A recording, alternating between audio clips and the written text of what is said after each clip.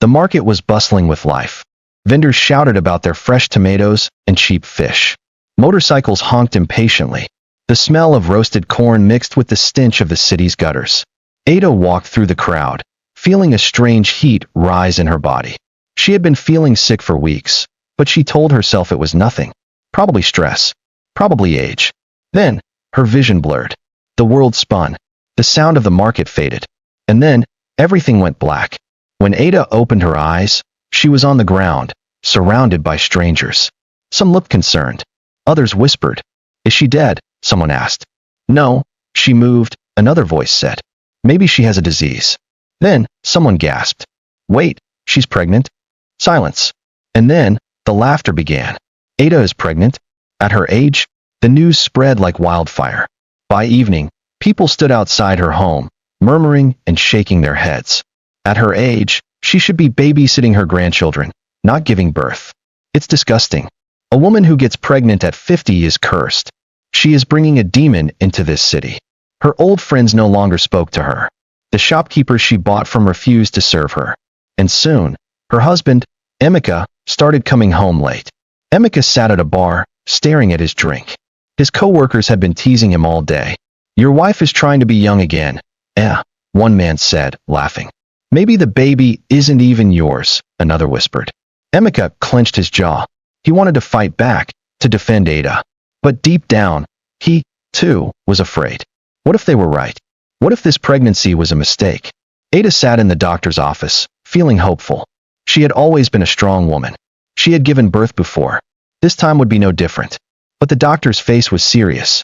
"Ada," he said quietly, "this pregnancy is dangerous. You could die." Ada's heart pounded. "But my baby." "Think of your family," the doctor said. "Think of your husband. This baby might not survive, and neither might you." The city's pastor called a special meeting. "Ada's pregnancy is not natural," he declared. "This is a test. A warning. If she does not end this, we will all suffer." The people listened. They believed him. And that night, someone threw a rock through Ada's window. The news had reached Ada's family before she could even tell them herself. She sat in her living room, cradling a cup of ginger tea, her hands trembling. She knew this moment would come, but she wasn't prepared for how painful it would be. Her sister, Nkechi, arrived first. The moment she stepped into the house, Ada could tell she wasn't here for support. Nkechi's arms were crossed, her lips pursed into a thin, disapproving line. "Ada," she began, her voice sharp. "What is this nonsense I'm hearing?"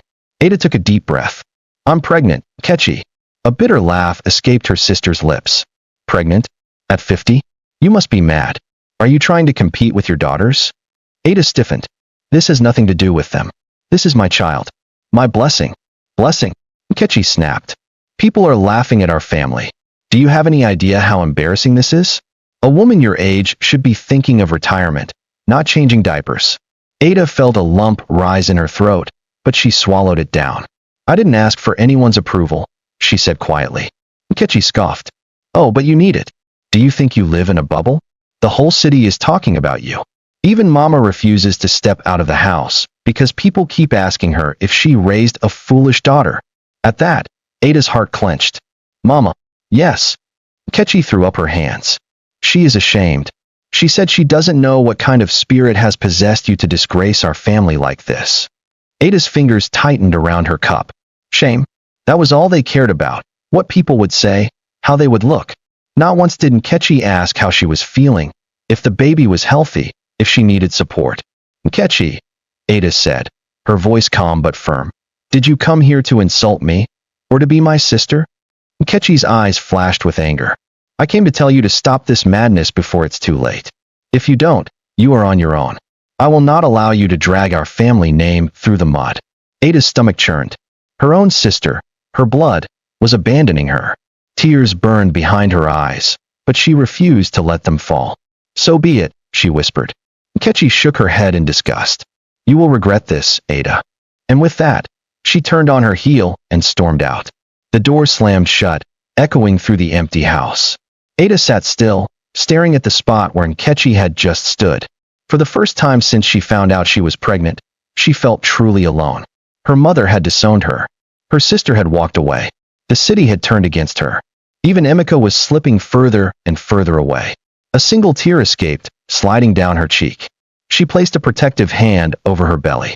"It's just you and me now," she whispered to her unborn child. "But we will survive this. No matter what." The wind howled outside, rattling the windows. The city was against her. The whole world was against her. But Ada refused to break. This was only the beginning. The days dragged by like a slow-moving storm, heavy and unforgiving. Ada tried to go about her daily life, but everywhere she turned, she felt the weight of judgment.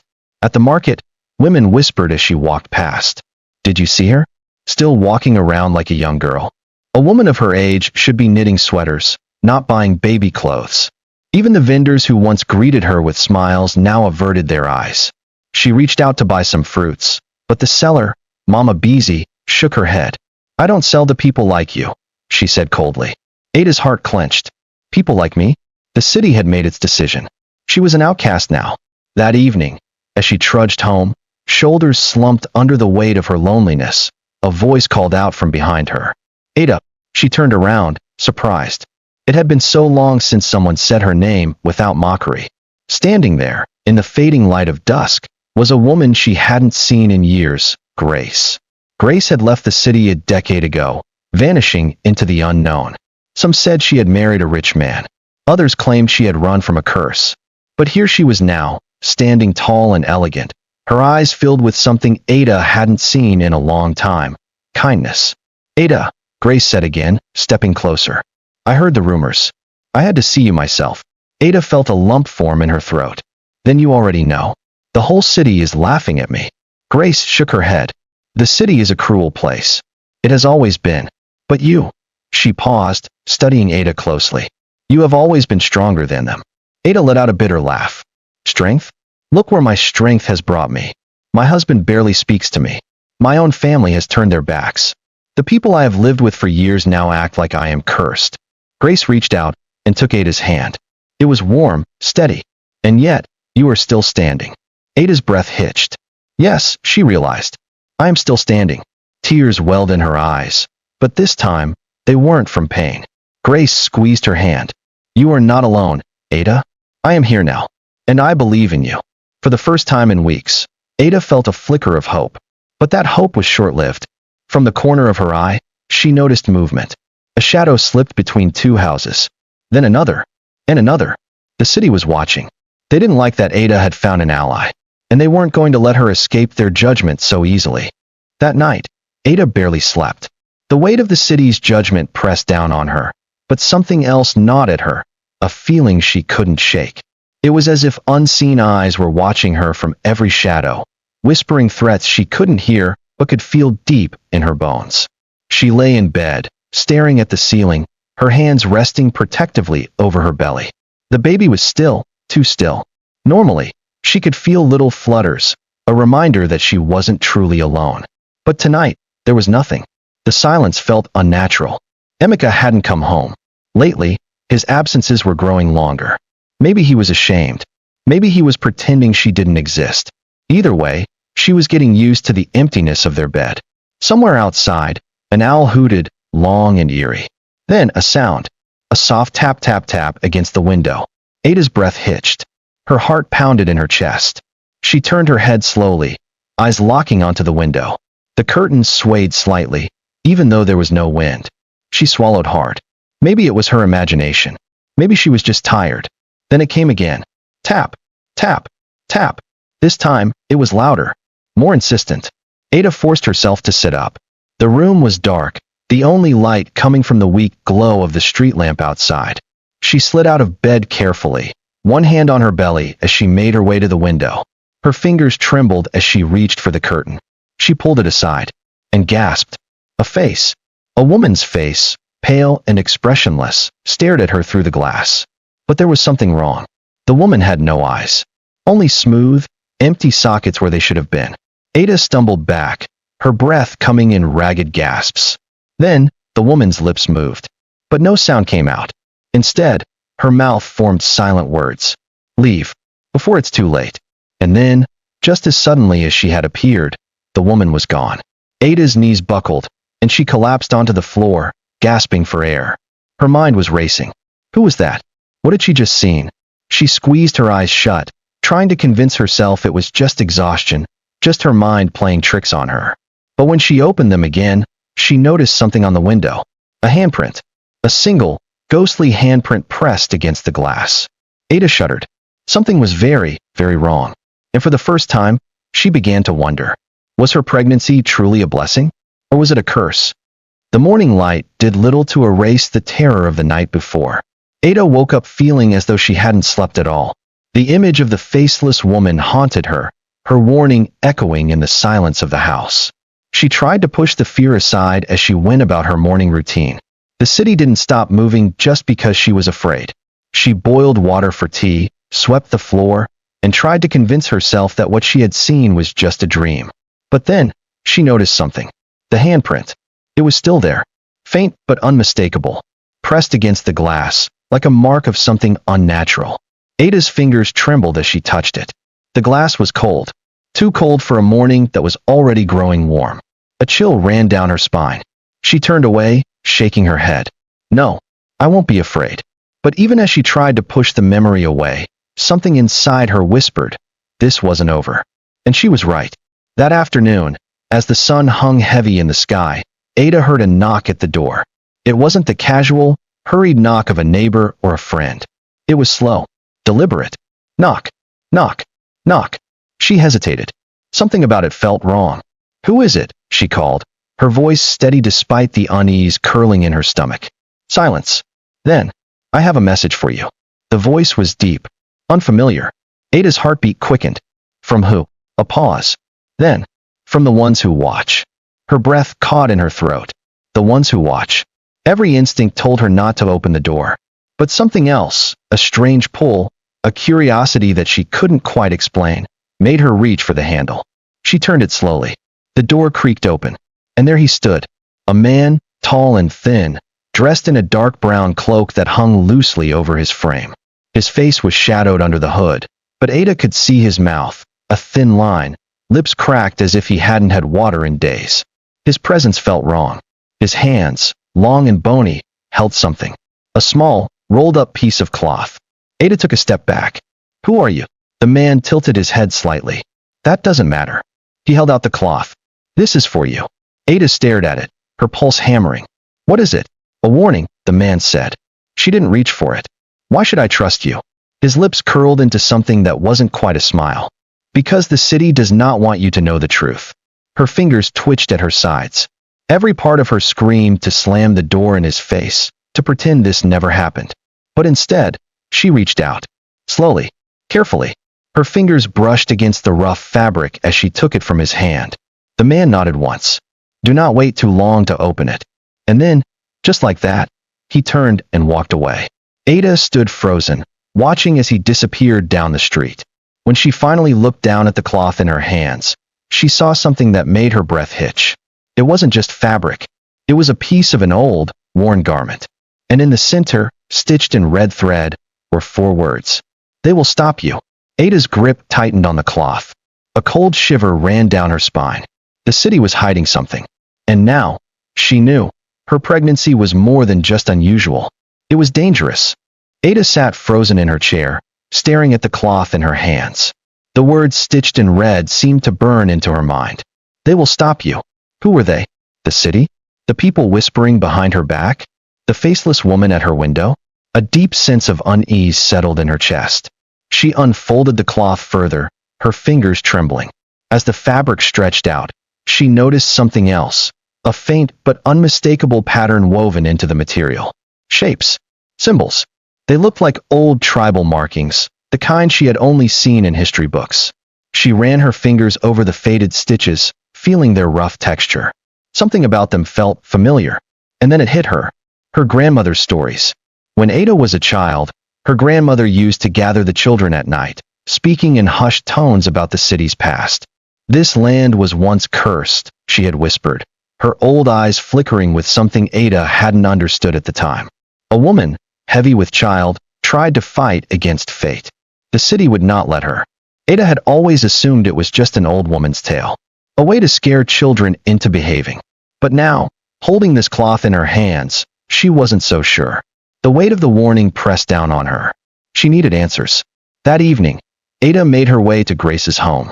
Grace lived on the outskirts of the city, far from the busy streets and nosy neighbors. Her small compound was surrounded by overgrown bushes, the kind that whispered in the wind like secrets. When Ada knocked on the wooden door, it swung open almost immediately. Grace stood there, her face calm but her eyes sharp.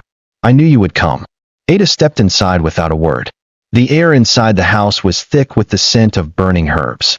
The walls were lined with old books and strange wooden carvings. It looked more like a shrine than a home. Grace gestured for Ada to sit. "Tell me what happened." Ada hesitated before placing the cloth on the table between them.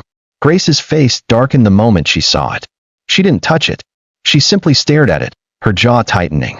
"Where did you get this?" she asked, her voice low. "A man came to my house," Ada said. "He told me the city didn't want me to know the truth. Then he gave me this." Grace let out a slow breath. "Then it has begun." Ada's stomach twisted. "What has begun?" Grace looked up, her expression grim. "The last time a woman in this city tried to give birth at your age, she disappeared." Ada's heart skipped a beat. "Disappeared?" Grace nodded. "And she wasn't the first. There have been others. Women who dared to challenge the will of this place. Women who tried to bring life where life was not wanted." A chill ran through Ada's bones. "But why? Why would the city? You think this place is ordinary?" Grace cut in. "This city was built on blood.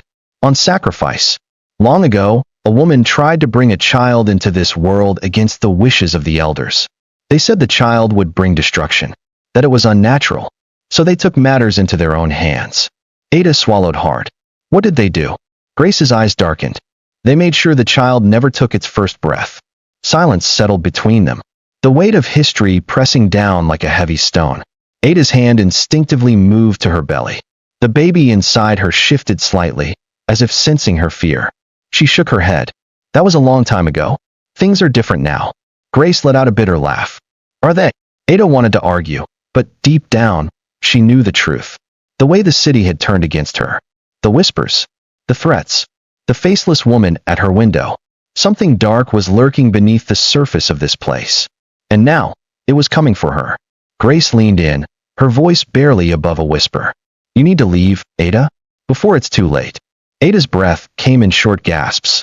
"Leave? Where would she go?" "This is my home," she whispered. Grace's eyes burned into hers. "Not anymore." A sharp knock at the door made them both jump. Ada's blood ran cold. They weren't alone. And whoever was outside wasn't here to help. The knock echoed through the small room, heavy and deliberate. Ada's pulse pounded in her ears. She glanced at Grace, whose body had gone completely still. Her fingers hovered near the edge of the table, like a cat poised to strike. Another knock. Knock. Knock. Knock. Neither of them moved. Then, a voice. "Ada, open the door." Ada's breath hitched. She knew that voice. It was Emeka, her husband. She turned to Grace, eyes wide. "It's him," she whispered. Grace didn't move. "Don't open it." Ada's heart twisted. "But..." Grace's voice was sharp. "That is not your husband." Ada's mouth went dry. She looked back at the door, her mind spinning. It sounded like Emeka, but something about the way he spoke sent a shiver down her spine. Another knock. More forceful this time. "Ada, I know you're in there." Her hands trembled in her lap. What if Grace was wrong? What if it really was Emeka? She had been waiting for him to come back. Hoping. Maybe he had finally changed his mind. Maybe he had come to stand by her side. But Grace's words echoed in her head. "That is not your husband." The air in the room suddenly felt heavy. Suffocating. Grace rose from her chair in one slow, controlled movement. Without a word, she walked to the wall, reached into a small wooden box, and pulled out a tiny vial of thick, dark liquid. She turned back to Ada, her face unreadable. "If you open that door, you will not leave this house alive." Ada swallowed hard. A deep silence settled between them. Then, a new sound. A scratching noise. Not at the door. At the window. Ada's head snapped toward it. The curtains fluttered slightly, even though there was no wind. Her stomach clenched. The last time she had heard a sound at her window. She saw her. The faceless woman. Cold fear crawled up Ada's spine. She turned back to Grace. "What is happening?" Grace's jaw was tight. "They know you are learning the truth. They are trying to stop you." The scratching at the window grew louder. Desperate. And then, The knocking stopped. Silence. Ada held her breath. A beat passed. Then another. Nothing. Then, the door handle turned. Ada's body went rigid. Someone, or something, was trying to get in. She gripped the edge of the table, her knuckles turning white. Grace moved fast. She grabbed a bundle of dried leaves from the shelf and tossed them into the small clay pot in the corner of the room. The moment they touched the fire, a thick, gray smoke filled the air. It smelled strange, earthy, bitter, and metallic all at once. The scratching at the window stopped. The door handle went still. A sharp, inhuman wail tore through the air. And then, just like that, it was gone. The silence that followed was deafening. Ada's entire body was shaking. Grace turned to her, her voice deadly serious. "You don't have much time." Ada swallowed hard. "Time for what?" Grace held her gaze. "To decide." "Decide what?" "If you want to live." Ada felt her baby shift inside her, as if even the child could sense the weight of Grace's words. She had known she was fighting against the city, but now she realized she was fighting against something much older, much darker, and it would not let her go so easily. Ada sat motionless, her body trembling as Grace's words settled in the air like dust. To decide if you want to live. She had never doubted her survival before. Even in the face of mockery, isolation, and fear, she had clung to the belief that she would endure. But now, the look in Grace's eyes told her the truth. This was no longer just about endurance. This was about escape. Ada gripped the edge of the chair, her breathing unsteady. "Tell me everything, Grace." Grace didn't hesitate. She moved swiftly, grabbing an old leather-bound book from the shelf and placing it in front of Ada. The cover was worn, the pages yellowed with time. The scent of age and forgotten knowledge rose from it as Grace flipped to a specific section. "Many years ago," she began, her voice steady but grim. "This city was not as it is now. It was smaller, quieter, and there was a woman, just like you. A woman who carried a child that was never meant to be born." Ada stiffened. "Never meant to be born?" Grace nodded. "The elders believed the child would bring ruin. Not because of a prophecy, not because of magic, but because the city was built on a foundation of blood." Ada's mouth felt dry. "Blood." Grace pointed to the pages of the book. There, etched in careful ink, was a sketch of an old ritual site. Stones formed a perfect circle, with symbols carved into the ground around them. "This city," Grace continued, "was founded on a pact. A pact that required the firstborn child of every third generation to be given back." Ada's stomach churned. "Given back." "Taken," Grace corrected. "Sacrificed." Ada's fingers curled protectively over her belly. "That's insane. No one does things like that anymore." Grace let out a humorless laugh. "No? Then where are the other women, Ada? The ones who were mocked just like you? Have you ever wondered why you've never met another woman who gave birth at your age?" A chill crept over Ada's skin. She had never thought about it before. It was true. She had never heard of a single woman in the city giving birth past a certain age. It was as if, somehow, they simply vanished. "What happened to them?" she whispered. Grace's gaze darkened. "Some were warned and left before it was too late. But most." She turned the page of the book. The next image made Ada's stomach drop. A faceless figure, its hands outstretched. A woman kneeling before it. And beneath her, a pool of blood. Ada's breath came in short, sharp bursts. "The woman at my window was she." "One of them," Grace confirmed. "One of the lost ones. A soul never laid to rest." Ada clutched the arm of the chair, her mind spinning. All this time, she thought she had been fighting against rumors, against judgment. But this was something else. This was something ancient. Something she was never supposed to uncover. Her hands shook as she turned to Grace. "What do I do?" Grace leaned forward, her voice urgent. "You have two choices. Leave now, while you still can. Or stay, and face whatever comes next." The room felt too small, the air too thick. Ada's pulse hammered in her ears. "Emeka," she started, but Grace cut her off. "Emeka made his choice the moment he walked away. Now, you must make yours." Ada looked down at her belly. The baby kicked. Once, twice, strong and certain, as if reminding her that she was not alone in this decision. The city was waiting. The faceless ones were watching. And time was running out. The weight of Grace's words pressed heavily on Ada's chest. The baby stirred again, as if sensing the turmoil inside her. Leave now, or stay and face whatever was coming. Her heart pounded. She had lived in this city her whole life. It was the place she had known as home, where she had built a life with Emeka, where she had laughed, cried, struggled, and dreamed. And now she was being told that this city, her home, was not what she thought it was, that it had been built on a foundation of darkness, that its people had sacrificed women like her for generations. It was almost too much to believe, but she could not deny what she had seen. The faceless woman at her window, the strange man who had warned her, the way people whispered about her pregnancy as if she had committed a crime. And then there was the cloth, the warning stitched in red. They will stop you. Ada's breath was shallow, her fingers gripping the wooden table. If I leave, will they let me? Grace hesitated, and that hesitation was enough to send a fresh wave of fear through Ada. You don't know, Ada whispered. Grace's jaw tightened. I know they will try to keep you here. The city doesn't like to lose what it has claimed. Ada swallowed hard. Then how do I escape? Grace stood and walked to the shelf on the far side of the room, pulling down an old, tattered map. She spread it across the table, her fingers tracing the streets and alleys Ada knew so well. You cannot take the main roads, she said. The city watches those. And you cannot take the bus or a car. They will stop you before you even reach the outskirts. Ada's blood ran cold. How do you know this? Grace didn't answer right away. Then, quietly, she said, because I have helped others before you. Some made it. Some didn't.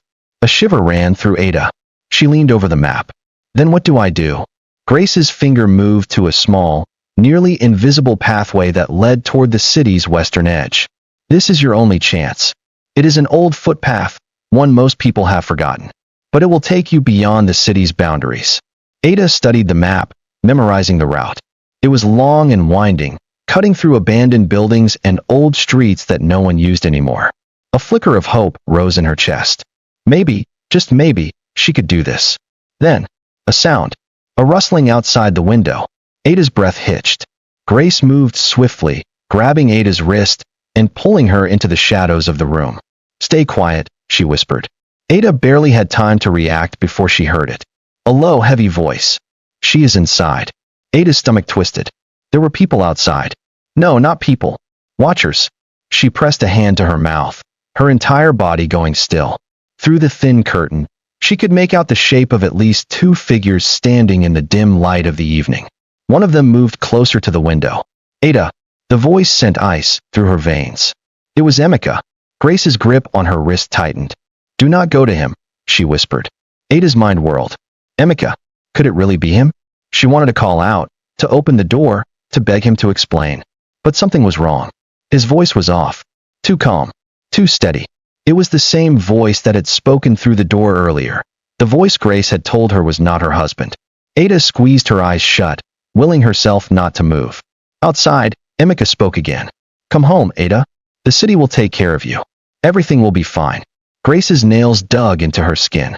Do not believe him. Ada's heart shattered. If she ran now, she might never see him again. But if she hesitated, the baby kicked. And in that moment, she knew. This was no longer just about her. She could not stay. Outside, Emeka's voice hardened. Open the door, Ada. Then, the door handle rattled. A wave of terror crashed over her. They were trying to get in. Grace moved fast, grabbing a small pouch from her shelf and tossing something onto the fire. The flames roared for a moment, sending a thick, pungent smoke curling toward the windows and door. The figures outside let out a low, guttural sound, like a hiss of frustration. Then silence. Ada forced herself to breathe. Grace turned to her, eyes blazing. We leave now. Ada didn't hesitate. She reached for the map, clutching it to her chest. Because now she understood. This city wasn't going to let her go easily. And if she wanted to live, if she wanted her child to live, she had to run. Before they came back, Ada's heart pounded as she followed Grace into the back room of the small house. The air was thick with the scent of burnt herbs, and outside, the silence was deafening. Whoever, or whatever, had been at the door was still out there. Waiting. Watching. We don't have much time, Grace said, pulling open a small wooden trapdoor in the floor. A wave of musty, stale air rose from the darkness below. Go in. Ada hesitated. The hole was barely big enough for her to crouch through, and with her pregnant belly, the thought of climbing down into the unknown made her stomach twist. But she didn't have a choice. She gritted her teeth and lowered herself carefully into the opening, feeling for the ladder rungs on the side. Grace followed right after, pulling the trapdoor shut above them. The moment it closed, Ada felt like she had stepped into another world. The underground passage was narrow and damp, the walls made of packed earth. The only light came from a single lantern Grace had grabbed before shutting the hatch. Its dim glow flickered against the dirt walls, casting strange shadows. "Where does this lead?" Ada whispered. "Away from here," Grace murmured. "It connects to an old tunnel system that runs beneath the city. Most people don't know about it anymore." Ada's stomach churned. How many people had walked these tunnels before her? How many had made it out? "Move quickly," Grace said. "They will realize soon that we are gone." Ada swallowed hard and forced her legs to move. The tunnel sloped downward at first, then leveled out into a long, winding path. The air was damp and thick with the scent of earth. Small wooden support beams lined the passage, some of them so old that Ada worried they might collapse. Her breath came in short gasps. The baby kicked inside her again, stronger this time. A reminder that she was not alone. She pressed a hand to her belly. Just a little longer, she thought. We have to make it. They walked in silence for what felt like hours, though Ada knew it couldn't have been more than 30 minutes. Every sound, every drip of water, every shift in the dirt, sent shivers down her spine. Then Grace suddenly stopped. Ada nearly bumped into her. "What?" Grace lifted a finger to her lips, then tilted her head slightly. Listening. Ada strained her ears, her body tense. At first, she heard nothing. Then, a faint sound. A whisper. Ada's blood ran cold. It was coming from somewhere deeper in the tunnel. A voice, soft, distant, speaking words she couldn't quite understand. Her fingers dug into the fabric of her dress. Grace's face was grim. She leaned in close, whispering, "They know." Ada's stomach clenched. How? They always know. A chill crawled up her spine. The city was alive in ways she had never understood. Grace grabbed her hand. "We run." Ada barely had time to react before Grace took off, her footsteps quick and careful over the uneven ground. Ada followed as fast as she could, her breath coming in ragged gasps. Behind them, the whispering grew louder. Then, a shadow flickered at the edge of her vision. Ada's heart nearly stopped. She whipped her head around, but there was nothing there. Just darkness. Or so she thought. Then something moved. Not a person. Not an animal. A shape. Shifting. Crawling. Ada's breath hitched.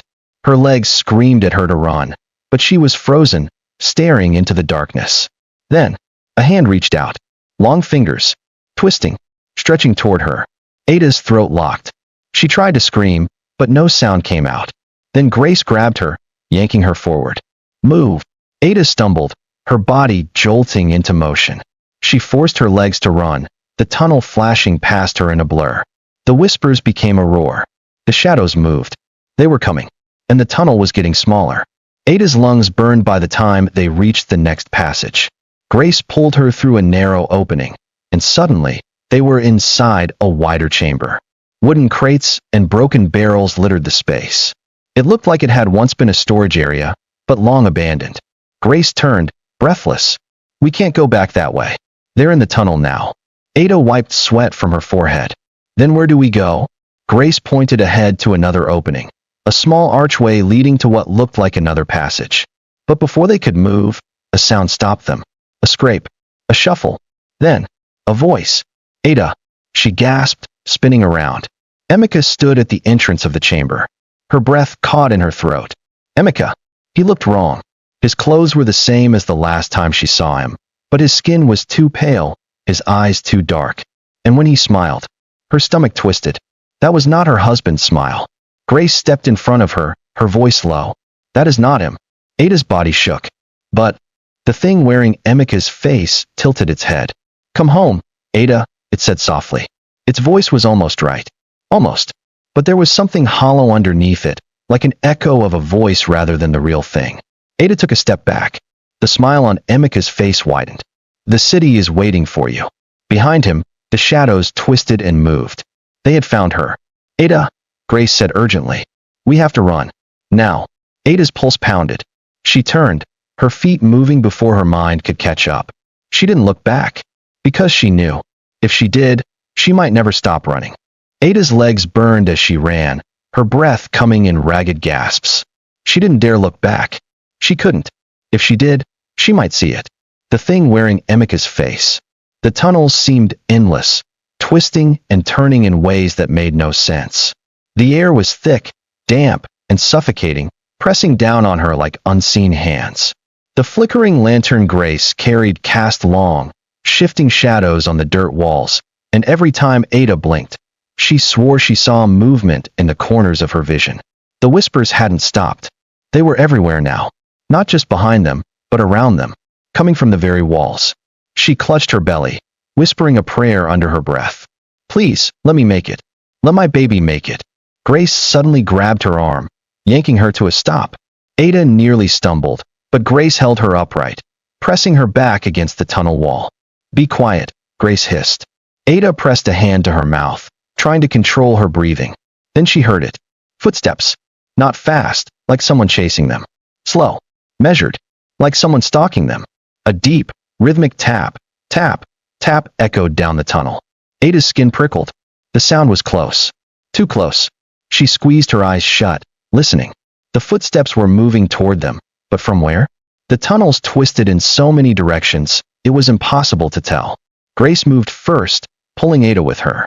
Keep moving, she whispered. We're almost there. Almost where? Ada didn't know, but she didn't dare question it.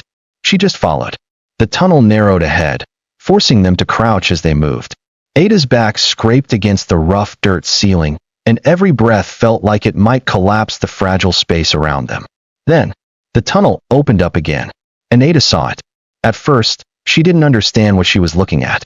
A large, circular chamber stretched before them, far bigger than any of the tunnels. But what made Ada's breath hitch wasn't its size. It was what stood in the center. A massive stone altar. Dark stains covered its surface, old stains. The sight of it sent a wave of nausea rolling through her stomach. Where are we? Ada whispered, barely able to form the words. Grace's face was pale. The heart of the city's secret. Ada swallowed hard. What is this place? Grace didn't answer right away. She walked toward the altar, her hands trembling slightly as she touched the cold stone. Then, in a voice barely above a whisper, she said, This is where they take the children. Ada's breath left her body. She stumbled back, shaking her head. No, that's not possible. She wanted to believe she had misheard. That Grace was wrong. That this wasn't that kind of place. But she felt it. The air here was heavy, thick with something wrong. Ada looked down at the floor. There were markings carved into the stone, circles and symbols she didn't understand. Some looked ancient, worn down by time. But others looked fresh, like they had been carved recently. Her stomach churned. This city was never meant to be ordinary, Grace said, her voice hollow. It thrives because of the pact made long ago. A deal, Ada. A deal sealed in blood. Ada shook her head. That doesn't make sense. Why would anyone do this? Grace turned to her, eyes filled with something unreadable. Because power is never free. And the city's power, its wealth, its prosperity, it all comes at a cost. Ada pressed a hand to her chest, feeling her heart hammer against her ribs. Her mind raced, trying to piece everything together. The whispers. The way people had known about her pregnancy before she told them. The strange way they had reacted. The fear in their eyes. They weren't afraid for her. They were afraid of what her child meant. Because this city, this place she had called home her entire life, had rules. And she had broken them. A fresh wave of terror coursed through her. Then why didn't they take me already? Why haven't they? Grace's expression darkened. Because the city needs you to give the child. Ada's stomach twisted violently. You have to agree to it, Grace said. That's the rule. That's the pact. Ada's hands shook as she cradled her belly. No, she whispered. I won't. I won't let them take my baby. Grace moved closer, gripping her shoulders. That's why we have to leave. Now. Before the city makes you change your mind. Ada frowned. What do you mean? Grace's gaze flickered to the walls around them. This city has a way of twisting thoughts. It gets inside you, changes how you see things, makes you believe that giving up the child is right, that it's the only way. Ada's chest tightened. Hadn't she already felt it? The nagging voice in the back of her mind, whispering doubts. The moments where she had almost convinced herself that maybe the others were right. Maybe she was too old. Maybe this child wasn't meant to be born. Ada clenched her jaw. No, that wasn't her thinking. That was them. The city. The curse. Grace reached into her pocket, pulling out a small bag made of dark cloth. She untied it, revealing a handful of dried herbs and something that looked like crushed bones. Ada swallowed hard. What is that?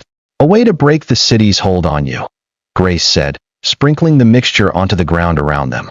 It won't last long, but it will keep your mind clear enough to escape. Ada stared at the strange powder as it settled into the dirt. She had always thought of herself as a rational woman, someone who didn't believe in old stories or curses. But the things she had seen, the things she had felt, she couldn't deny the truth anymore. This city wanted her child, and she had to get out before it took everything from her. Grace finished the circle and turned to her. We go now? The exit isn't far.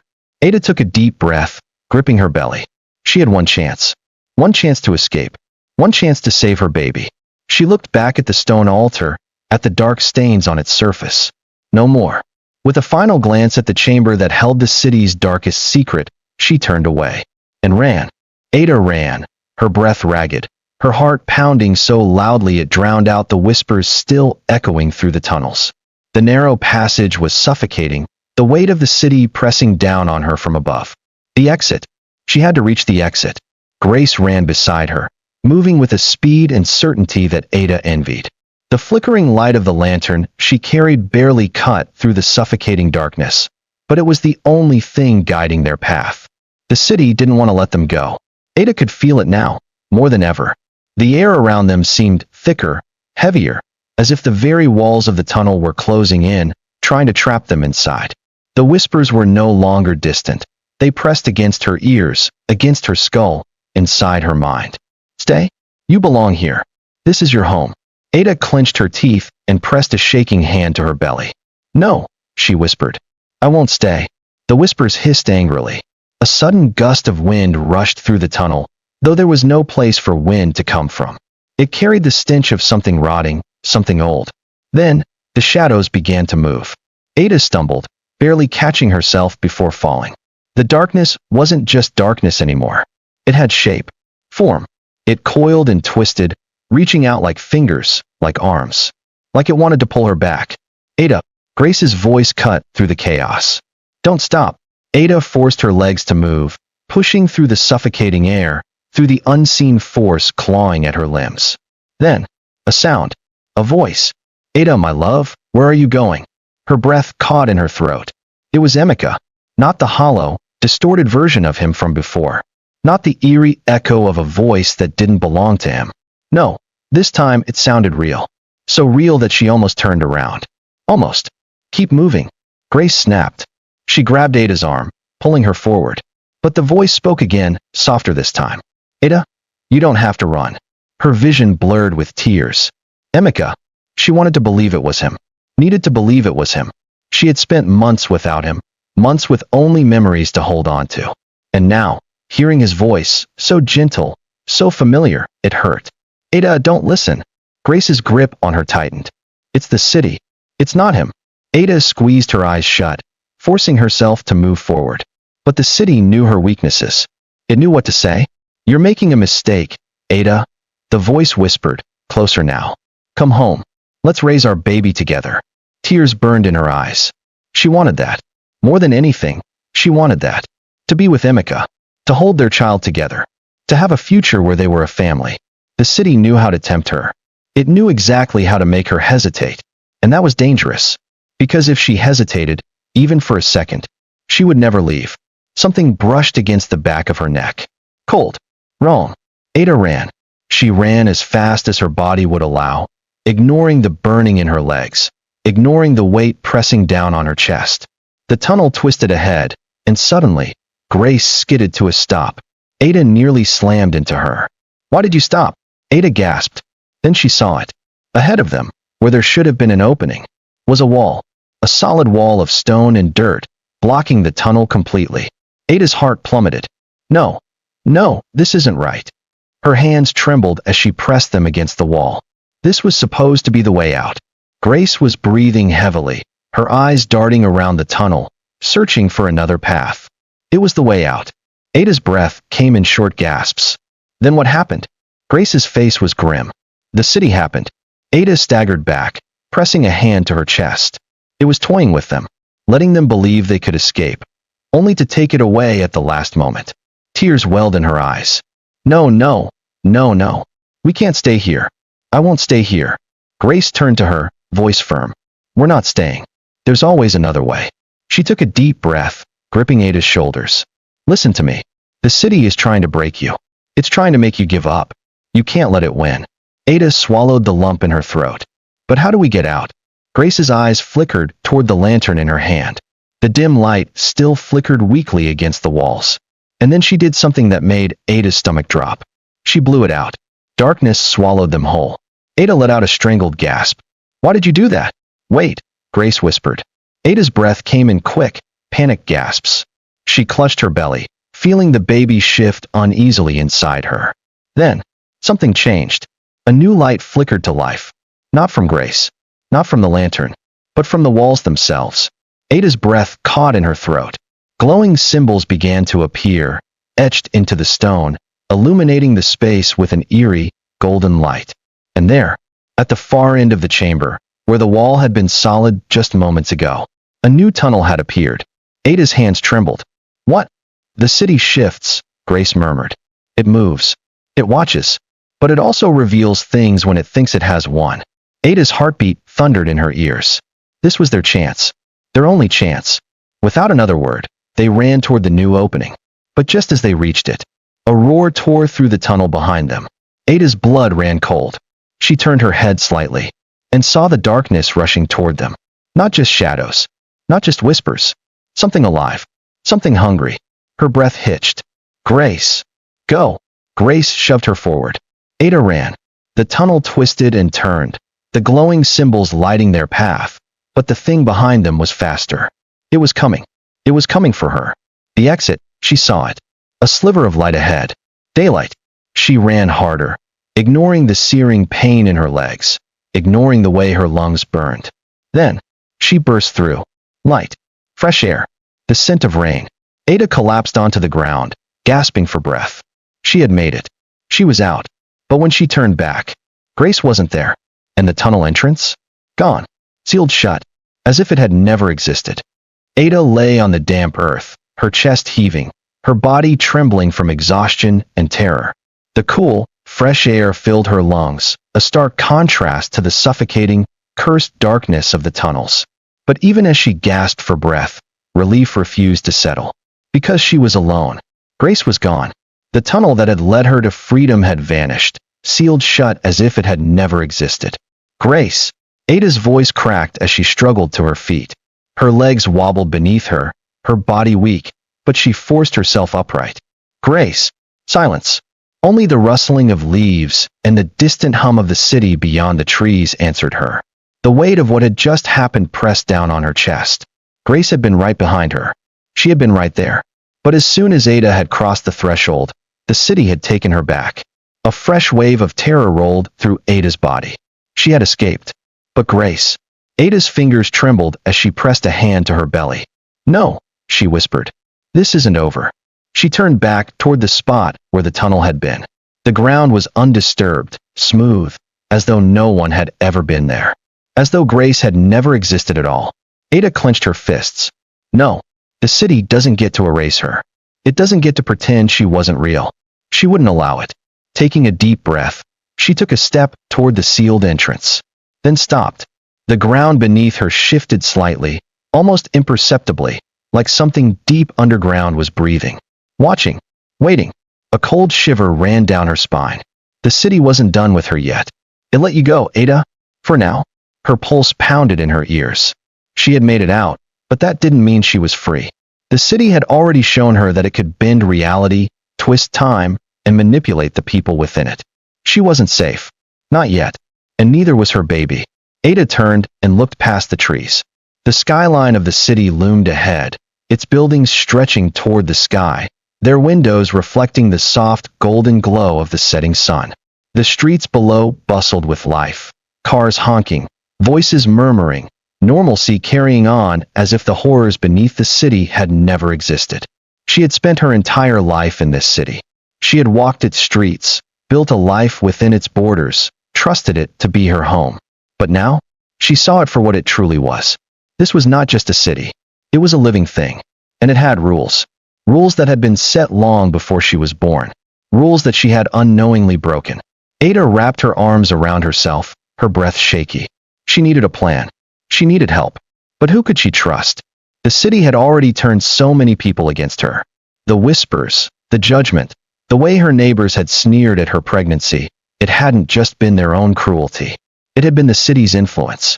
And if the city could manipulate them, it could manipulate anyone. A sick feeling settled in her stomach. Had Emeka known? Had he been part of it? The thought made her dizzy. No, she refused to believe it. Emeka had loved her. He had wanted this baby. He had fought for this family. He wouldn't have. But then again, hadn't the city used his voice in the tunnels? Hadn't it called to her, trying to lure her back? Doubt slithered into her mind like a serpent. If Emeka had known the truth, if he had known about the city's curse, would he have told her? Or would he have accepted it, the way everyone else had? Ada shook her head fiercely. Stop it. Stop thinking like this. She had spent months mourning Emeka. She refused to let the city turn her grief into paranoia. Right now, the only thing that mattered was protecting her child. And for that, she needed answers. Her fingers curled into fists. She needed to find Grace. Or if she couldn't, she needed to find someone who knew how to fight the city's grip. Ada turned and started walking. Every step felt heavier, as if the city itself was resisting her movement, but she refused to slow down. She had escaped once. She would do it again. And this time, she would make sure the city paid. Ada's feet carried her forward, her mind racing faster than her legs could move. She was out of the tunnels, out of the suffocating grip of the underground. But the city still loomed ahead, watching, waiting. She could feel it, the same way a mouse feels the presence of an owl circling overhead. She pulled her shawl tighter around her shoulders, hoping to disappear into the crowd as she stepped onto the busy streets. Cars honked. Vendors shouted. Children laughed as they ran past, their joy completely untouched by the horrors hidden beneath the city's surface. For a brief moment, Ada wondered if she had imagined it all. Maybe she had never been trapped. Maybe there had never been tunnels, never been whispers in the dark, never been shadows reaching for her. But then she felt it. A faint pulse beneath her feet. Not a vibration from the traffic. Not the hum of city life. Something deeper. Something alive. She swallowed hard and kept walking, her hands instinctively cradling her belly. She had to find help. But who could she turn to? Grace had been her only guide, her only ally in this nightmare. Now she was gone, swallowed whole by the very thing they had tried to escape. Ada's chest tightened. She wouldn't accept that. She couldn't. Grace had saved her. She had risked everything to get Ada out of that cursed place. And Ada wasn't about to let that sacrifice be in vain. She needed answers. The city had secrets, old secrets. If she was going to fight back, she needed to uncover them. The old woman in the market. Her feet led her to the heart of the market district, where the scent of roasted plantains and spiced meat filled the air. People bustled around her, carrying woven baskets filled with yams, peppers, and dried fish. It was here, among the vendors and the noise, that Ada spotted her. An old woman sat behind a modest stall, selling charms and dried herbs. She wore a faded wrapper, her head wrapped in a colorful scarf, but it was her eyes that caught Ada's attention. They were watching her, like they had been expecting her. Ada hesitated for only a moment before stepping closer. You seek something, the old woman said before Ada could even speak. Ada's throat tightened. She glanced around. The market was too open, too public. Anyone could be listening. Anyone could be watching. The old woman nodded knowingly. She reached beneath her stall and pulled out a bundle of dried leaves, placing them on the counter between them. Take these, she said, and come inside. Ada blinked. Inside, the woman gestured behind her to a small, dimly lit shop tucked into the shadows of the market alley. Ada hesitated. Could she trust this woman? But then she thought of Grace. She thought of the tunnels. She thought of the city's hunger, its whispers, the way it had tried to take her child from her. She had no choice. She picked up the bundle of leaves and followed the woman inside. The truth about the city. The air in the small shop was thick with the scent of burning incense and aged paper. Shelves lined the walls, filled with jars of strange powders, dried animal bones, and charms woven from twine and beads. The old woman moved slowly, lighting a small oil lamp before settling onto a wooden stool. Ada stood near the doorway, her pulse still racing. You know why I'm here, don't you? The woman nodded. The city let you go. Ada shivered. It let me go? The old woman sighed. Nothing leaves this city without a price. You escaped, but the city, it still owns a part of you. Ada's hands clenched over her belly. She already knew what that meant. The child, she whispered. The old woman's eyes darkened. Yes. A lump formed in Ada's throat. Then how do I stop it? How do I break free? The woman was silent for a long moment. Then she said, Do you know how this city was built? Ada frowned. What? The old woman gestured toward the shelves, where old, crumbling books sat untouched by dust. Before the roads, before the buildings, before the people, there was the land. And the land was hungry. Ada shivered. The first settlers here, the woman continued, they knew this. They saw the signs. They heard the whispers in the earth. And so, they struck a deal. Ada's fingers dug into her palms. A deal with what? The old woman met her eyes. The thing beneath the city, she said softly. The thing that feeds it. A chill ran down Ada's spine. They offered it a gift, the woman continued. A life, in exchange for prosperity. For every generation that followed, the city thrived, but only because the pact was honored. Ada's heart pounded. And the gift was. The woman's gaze dropped to Ada's stomach. A child. The room spun. Ada pressed a hand against the wall to steady herself. Her baby. Her child was the price the city demanded. She had unknowingly broken the cycle, defied the rules set long before she was even born. And now, the city wanted what it was owed. Ada's breath came in short, sharp gasps. There has to be a way to stop it. The old woman sighed. You are not the first to try. Ada swallowed hard. And the others? What happened to them? The old woman didn't answer. And that silence was more terrifying than any words she could have spoken. Ada's mind raced. She had escaped the tunnels, but she was still trapped. The city wasn't done with her. It had only been waiting. Waiting for her to break. Waiting for her to give in. Ada clenched her fists. She wasn't going to give in. Not now. Not ever. She would find a way to break the cycle, even if it meant tearing the city apart. Ada sat motionless in the dimly lit shop, her heart pounding against her ribs. The old woman's words settled into her chest like a weight too heavy to carry. Her baby. Her child was the price the city demanded. She clenched her hands into fists, fingernails digging into her palms. No. She refused to accept that. There had to be a way out. She had spent months fighting to bring this child into the world. She had endured whispers, judgment, and isolation. She had lost Emeka. She had lost Grace. She would not lose her baby. The old woman watched her carefully. I know what you're thinking. Ada lifted her head. Then tell me how to stop it. The woman sighed, leaning back on her stool. You don't break an ancient pact without consequences, Ada. The city has already marked you. You can run, you can fight, but sooner or later, it will come for what it is owed. Ada gritted her teeth. There has to be a way. The old woman studied her for a long moment. Then, slowly, she reached for a bundle of dried herbs and tossed them into the small clay pot of burning embers beside her. The smoke curled into the air, twisting unnaturally, forming symbols Ada couldn't recognize. The city does not just take, the woman murmured, watching the smoke. It bargains. It demands. And sometimes it can be tricked. Ada sat up straighter. How? The woman didn't answer immediately. Instead, she stood and walked toward the shelf at the back of the shop. She ran her fingers along the spines of the old, tattered books before pulling one free. She set it down on the table between them, opening it carefully. The pages were yellowed, the ink faded, but Ada could still make out the symbols scrawled inside. The pact was sealed with a name, the woman said. The first child given to the city bore a name that bound their soul to the land beneath it. Ada frowned. A name? The woman nodded. Find the name, break the bond. Ada swallowed. And if I don't? The woman's expression darkened. Then the city will take your child the same way it took the first. And it will be as if they never existed at all. A shiver ran down Ada's spine.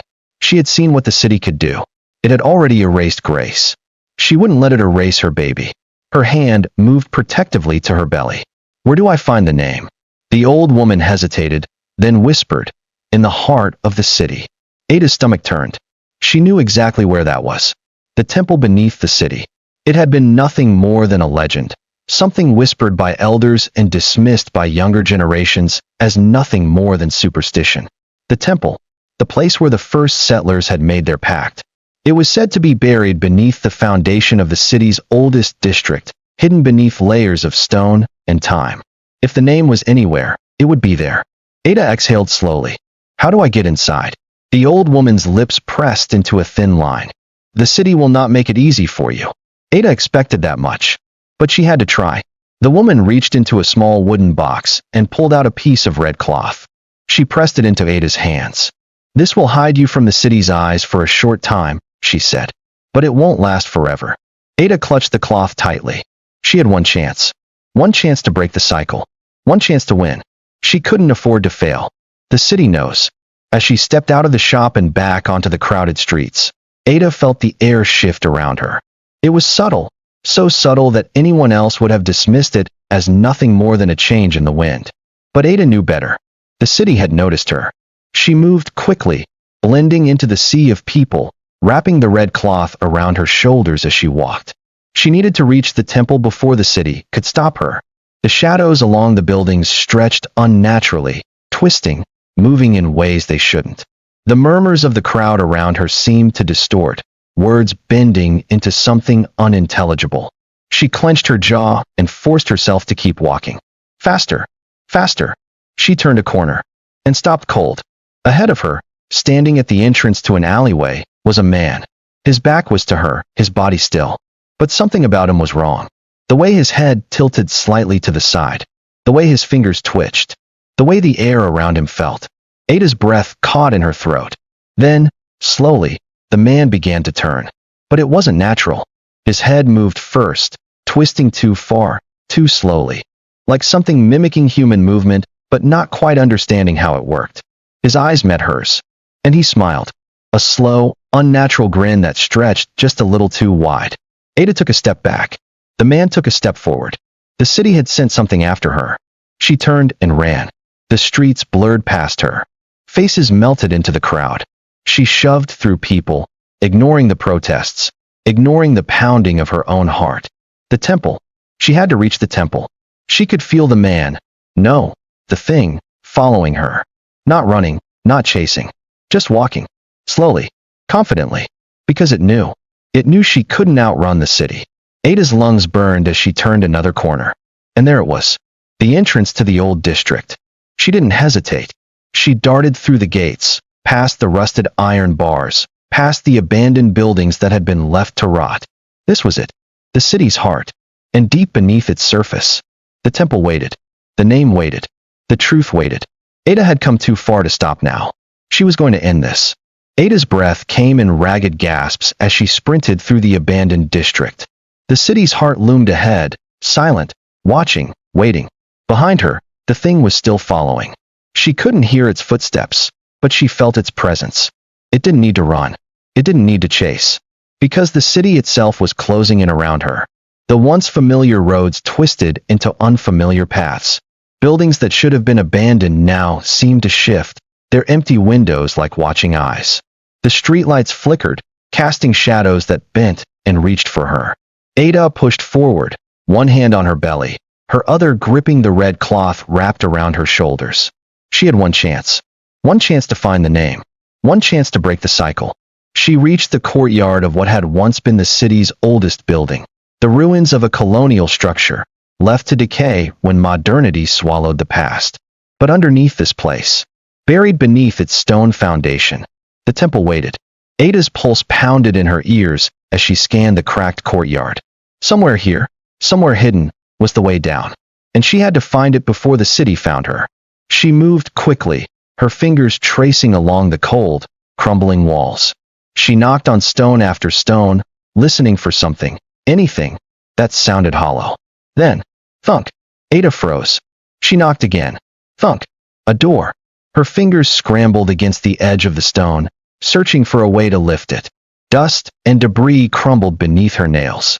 The city's air was thick, pressing down on her, making her limbs feel heavier by the second. Hurry. Hurry. She dug her fingers into the groove and pulled. For a moment, nothing happened. Then, the stone groaned. It shifted, grinding against the earth, revealing a dark opening beneath. A narrow set of stairs spiraled downward, disappearing into the depths of the forgotten temple. Ada didn't hesitate. She stepped inside and pulled the stone shut behind her. Darkness swallowed her whole. Beneath the city, the air was thick and damp. The scent of old earth and forgotten time clung to the walls. Ada placed a hand against the cold stone and began to descend. With each step, the city above faded. The weight of it, the hunger of it. She could still feel it pressing down from above, but it was distant. The stairs spiraled downward for what felt like an eternity. Then, finally, the ground leveled out beneath her. Ada reached out blindly, her fingers brushing against something rough. A wall. She traced her hands along it, moving forward cautiously. The space was too dark to see, but she felt the presence of something ancient around her. Then, a faint glow. Ada's breath caught in her throat. On the far side of the chamber, symbols carved into the stone began to shimmer with a weak, pulsing light, like embers struggling to stay lit. She stepped closer, her heart pounding. The carvings were intricate, telling a story in the forgotten language of the first settlers. She couldn't understand the words, but the images spoke for themselves. A group of people standing before a great darkness. A child being given to the land. And then, a name, etched into the center of the stone. The name that had sealed the city's fate. The name that had begun the cycle. Ada reached out, her fingers trembling as she traced the symbols. And as soon as her skin touched the stone, the chamber came alive. The city fights back. A howl ripped through the temple, shaking the walls. The faint glow of the carvings flared brighter, casting eerie shadows that moved on their own. Ada staggered backward, her chest tightening. The city had felt her. It knew what she was trying to do. The ground beneath her trembled. Dust and loose stones rained from above. The very foundations of the city were reacting to her presence, trying to bury her before she could take what she had come for. No, no. She refused to let it win.